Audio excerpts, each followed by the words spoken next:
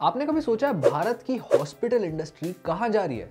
आपके views comment करके बताइए, क्योंकि आज के वीडियो में हम इस इंडस्ट्री की एक प्रॉपर डिस्कशन करने वाले हैं और देखने वाले कि यहाँ पे कौन से चेंजेस आए हैं और इसकी फ्यूचर आउटलुक क्या कहती है। मैं आदित्य अयंगार CFA आपका स्वागत करता हूँ मास्टर द मार्केट में, एंजल 1 की सीरीज जो यहाँ हर संडे मार्केट के सारे कॉम्प्लेक्स सवालों का सरल भाषा में जवाब देती है। लेकिन वीडियो की शुरुआत करने से पहले हमारे YouTube चैनल को सब्सक्राइब करना ना भूलें और बेल आइकन दबा लें ताकि आप ऐसे high value educational videos miss ना करें।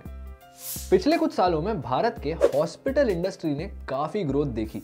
करंटली ये इंडस्ट्री 2023 में $98 बिलियन की थी और ये फोरकास्टेड है to reach $193 billion bye 2032।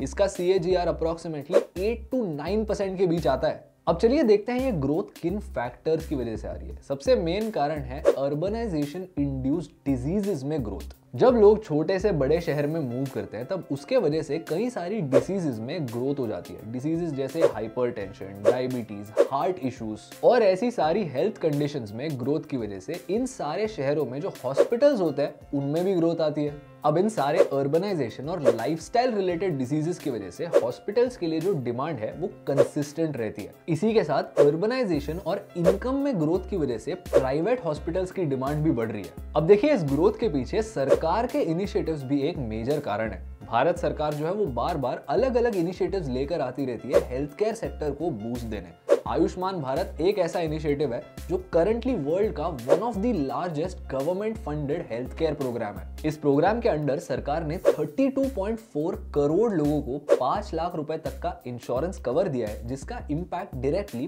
Public और प्राइवेट हॉस्पिटल्स पर पड़ा है, क्योंकि इस कवरेज की वजह से लोगों की एक्सेस इंप्रूव हो गई है टू हेल्थ केयर सर्विसेज। यहाँ पर भारत सरकार का एक और इनिशिएटिव आ जाता है नेशनल डिजिटल हेल्थ मिशन, जो बेसिकली एक डिजिटल इकोसिस्टम क्रिएट करने की कोशिश करता है। यहाँ पर पेशेंट के रिकॉर्ड्स और हेल्थ केयर सर्विसेज और आसानी से एक्सेस की जा सकती है, जो हॉस्पिटल के एफिशिएंसी को इंप्रूव करने में मदद करेगा। अब चलिए बात करते हैं इस इंडस्ट्री के कुछ मेजर प्लेयर्स के अर्निंग्स के बारे में। पिछले 5 सालों में अपोलो हॉस्पिटल्स ने अपने नेट प्रॉफिट को 35% के CAGR से ग्रो किया। सिमिलरली फोर्टिस हेल्थ केयर ने भी अपने अर्निंग्स को 45% के CAGR से ग्रो किया ओवर द पास्ट 5 इयर्स। ये नंबर्स दिखाते हैं कि पिछले कुछ सालों में भी प्राइवेट हॉस्पिटल्स में एक ग्रोथ ट्रेंड रहा है। अब फ्यूचर आउटलुक की बात करें तो टेलीमेडिसिन और डिजिटल हेल्थ सर्विसेज में ग्रोथ देखने मिल सकती है। 2020 में तो टेलीमेडिसिन के अलावा कोई ऑप्शन ही नहीं था। उस टाइम पे ऑनलाइन कंसल्टिंग, इंटरवेंशन और मॉनिटरिंग जैसी सर्विसेज डॉक्टर्स प्रोवाइड कर रहे थे, लेकिन अब पैंडेमिक के बाद भी ये सर्विसेज डॉक्टर्स प्रोवाइड कर रहे हैं और इनमें एक ग्रोथ देखने मिल रही है। इसके अलावा मेडिकल टूरिज्म भी एक मेजर एरिया बन सकती है ग्रोथ के लिए, क्योंकि भारत में हाई क्वालिटी हेल्थ केयर मिलती है at a relatively low cost जब आप इसको अमेरिका जैसे देश से कंपेयर करते हैं। ये सेम चीज मेडिसिन के केस में भी अप्लाई होता है। ये चीज आपको पता होगी कि भारत को फार्मेसी ऑफ द वर्ल्ड का भी दर्जा दिया जाता है। वैसे ये सारी जो हमने डिस्कस की वो अभी तक की इंफॉर्मेशन थी।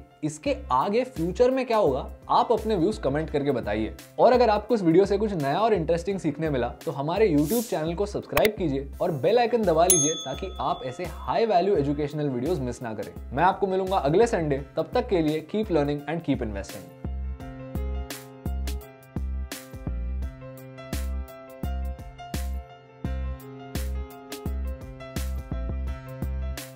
Investments in securities market are subject to market risks. Read all the related documents carefully before investing.